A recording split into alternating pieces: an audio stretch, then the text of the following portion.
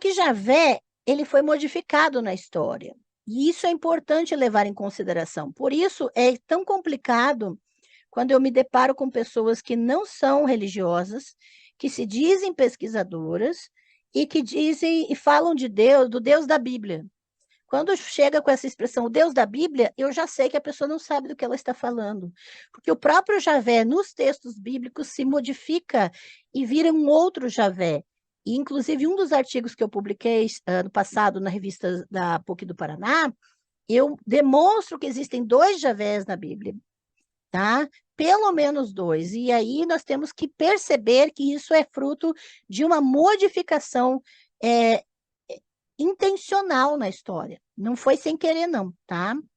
Então, Javé, é importante que nós entendamos que Javé, até mesmo nas pesquisas ou nas leituras dos textos bíblicos, é visto sob diferentes perspectivas. Para os redatores bíblicos pós-exílicos, Javé é tradicionalmente considerado um deus celibatário, um deus único, tá? E menções a outras divindades são interpretadas como dependente de um culto chamado idólatra. Então, para os textos bíblicos pós-exílicos, depois do exílio da Babilônia, isso eu ensino nos meus cursos, essa linha do tempo e tudo mais, é importante que a gente entenda que há um conceito de idolatria para todo culto que não é Javé. Para historiadores, exegetas e redatores de trechos mais antigos, tanto em Israel quanto em Judá, Javé foi associado, sim, a uma deusa. Por quê? Porque quando ele entra trazido no culto pelos grupos nômades e se espalha sobre toda Canaã, tanto em Israel Norte, depois em Judá no Sul,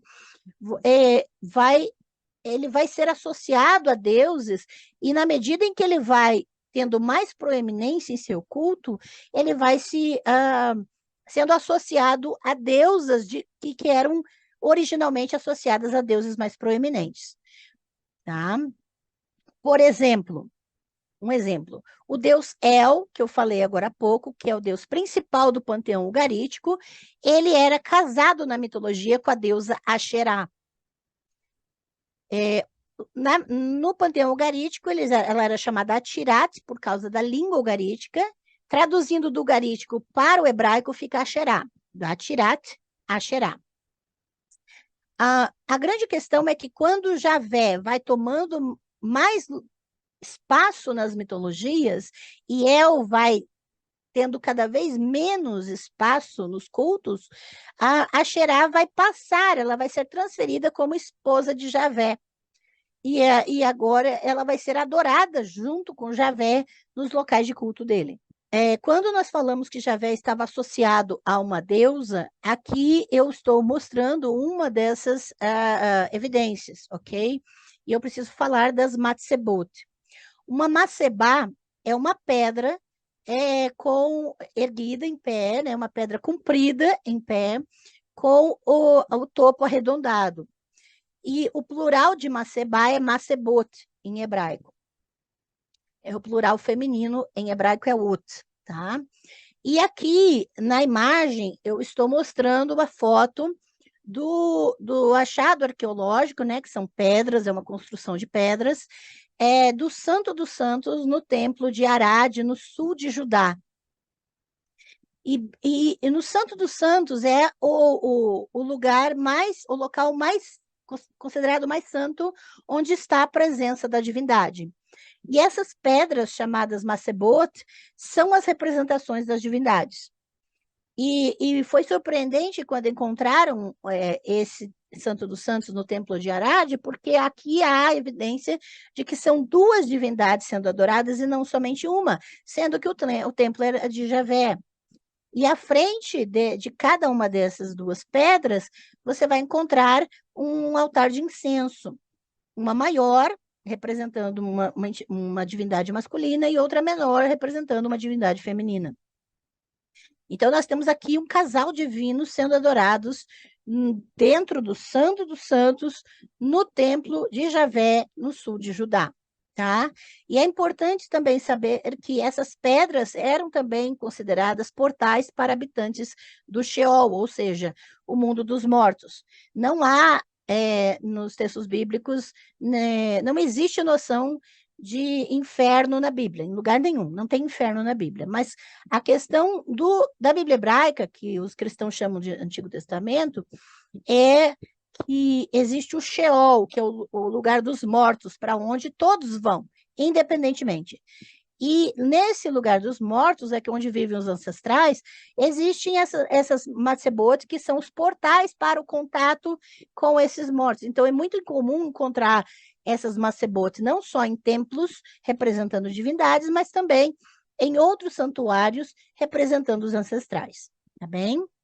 Aqui tem referências bíblicas que podem ser consultadas depois, 2 Samuel 18:18, Isaías 6:13, Gênesis 35:14, que fazem referência a essas pedras. É interessante também lembrar que El Shaddai, né? Shaddai era uma divindade feminina que foi juntada com El, e que era responsável pelas bênçãos da fertilidade, que posteriormente são transferidas para Javé. Gênesis 49:25 vai falar especificamente de Shaddai e vai falar da bênção dos seios e do ventre. Tá bem? Neste slide que está escrito Javé e sua Asherá, tem 3 peças específicas que são achados arqueológicos. Eu considero importante demais falar sobre elas. Eu quero começar a falar sobre a da direita, que é uma pedra em que está afundado como o contorno de uma mão, como se uma mão tivesse afundado ali, tá? Não é possível enxergar muito bem nessa imagem, mas em cima tem riscado uma inscrição hebraica em que há uma bênção. Eu te abençoei por Javé e sua Asherá. E aqui, esses três objetos são objetos que evidenciam um culto ao casal divino, Javé e sua Asherá.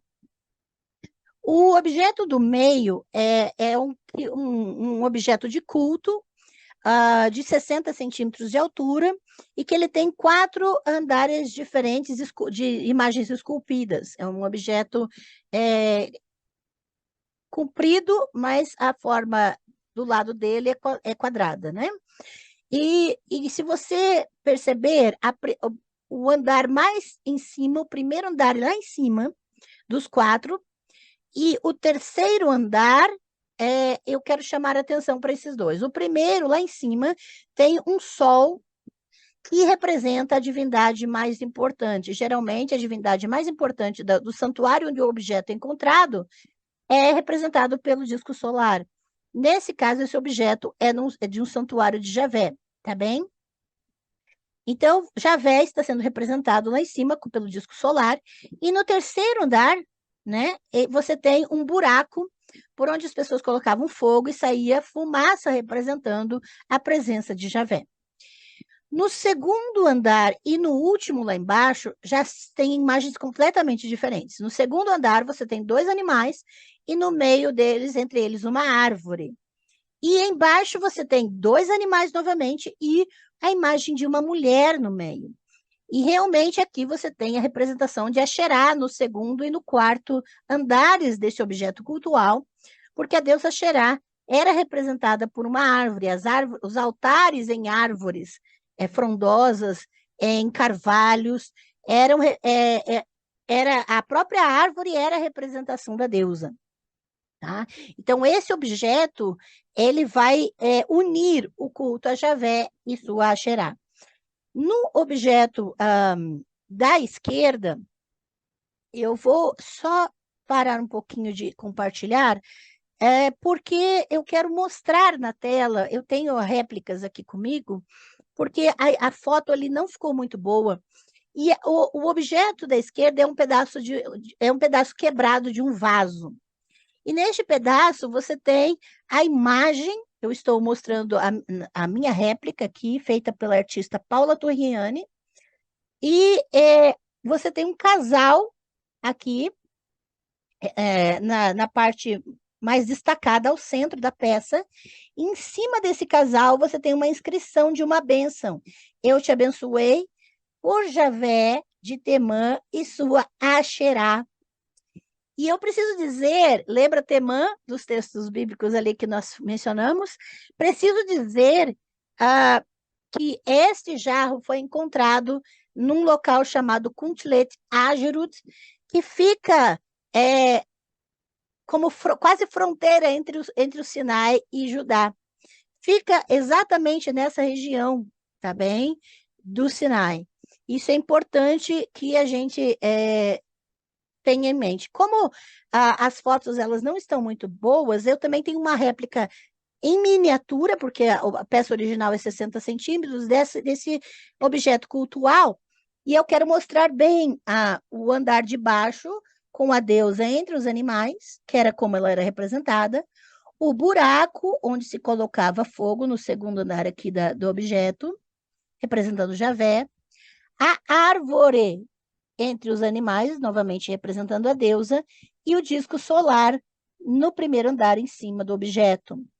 E é importante também entendermos que esse objeto está construído em forma de paralelismo, que é uma característica da poesia hebraica, né? Que são paralelos. E você vai ver Javé, Asherá nos 4 andares da peça.